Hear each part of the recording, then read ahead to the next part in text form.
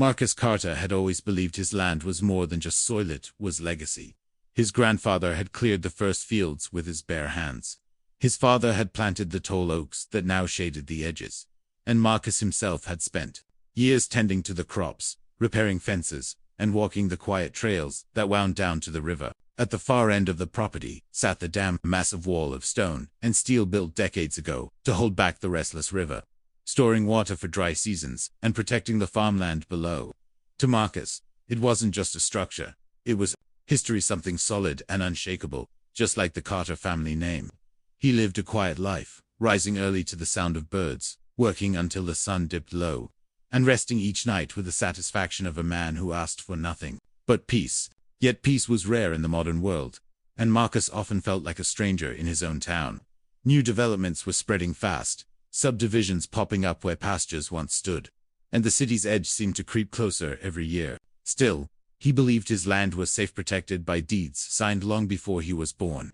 But on one quiet morning, as mist rose from the river and the air carried the sweet smell of pine, Marcus noticed something unusual.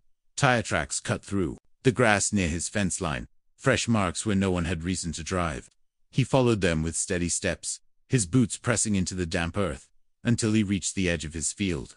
There, in the distance, men in hard hats and bright vests stood with maps and measuring poles.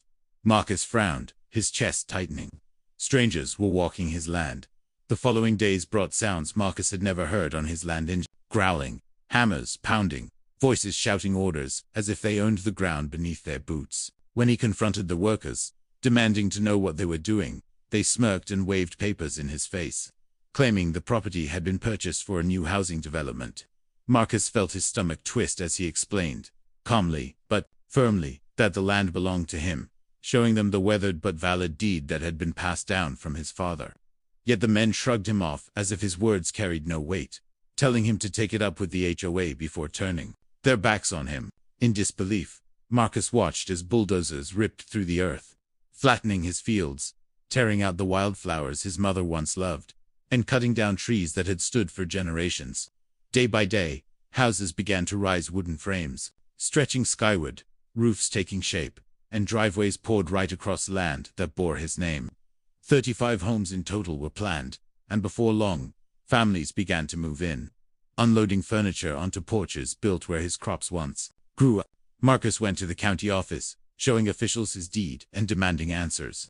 But all he received were delays, endless paperwork, and cold reminders that these things take time. Meanwhile, the HOA, arrogant and hostile, sent him letters, warning him not to trespass on the very soil his family had worked for a century.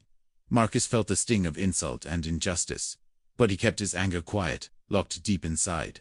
He knew something they didn't, something powerful. They had built without asking the land's permission, and the land had a memory, one held back by the dam standing silent above them all. As the weeks dragged on, Marcus became a target of ridicule in his own town.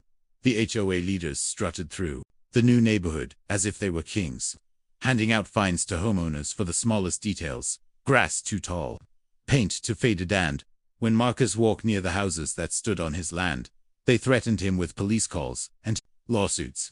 One letter even accused him of illegally entering private property, though the soil beneath those houses was still registered in his name. Some residents, following the HOA's lead, sneered at him openly. They whispered that he was bitter, that he was lying, that an old man like him couldn't possibly fight against lawyers, banks, and city planners. Marcus remained quiet, but he watched everything. He noticed how the HOA never asked about the land's history, never wondered why a river curved so close, or why his family had built a dam decades ago. He listened as they boasted about their growing community, blind to the truth that they were living on stolen earth. When Marcus tried once more to reason with the leaders, they laughed in his face, calling him stubborn, telling him to move on with life, as if losing his heritage was something to shrug away. That night, Marcus sat on his porch, staring at the distant rooftops glowing under the moonlight. His chest burned with anger, but his mind was calm, steady as stone. He thought about the dam, its gates heavy with rust, its waters pressing behind it like a sleeping giant. For years, he had cared for it, checked its locks, and kept it closed, never imagining it could serve any purpose other than farming. Now, as he looked at the arrogant world below, Marcus realized the land itself might deliver the justice no court would. The night Marcus chose to act was heavy with rain. The kind of storm that rattled windows and made the earth tremble with every roll of thunder. He walked alone through the darkness, his boots sinking into the soaked ground. The distant glow of the new neighborhood flickering below like a taunt. The dam loomed ahead, massive and silent, its iron gates glistening with water as the river surged angrily behind it. For decades, Marcus had stood guard over this barrier, respecting its power, never once abusing the force it held back. But tonight was different. Tonight, he wasn't just a caretaker, he was a man reclaiming what was his. Gripping the heavy wheel with calloused hands, he felt the rust grind beneath his palms, as he slowly turned it, inch by inch, until the metal groaned, and the first roar of water broke free. What started as a trickle quickly became a torrent, the river exploding through the open gate with a fury that shook the air.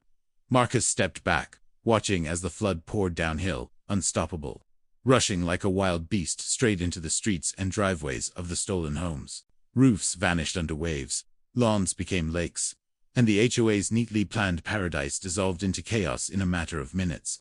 Shouts and screams echoed faintly through the rain as lights flickered, cars floated, and fences snapped apart. Like twigs, the neighborhood, built on arrogance and theft, was now drowning under the weight of nature itself. Marcus did not smile, nor did he cheer. His face was calm, his eyes steady, as if he had simply opened a door that was always meant to be opened.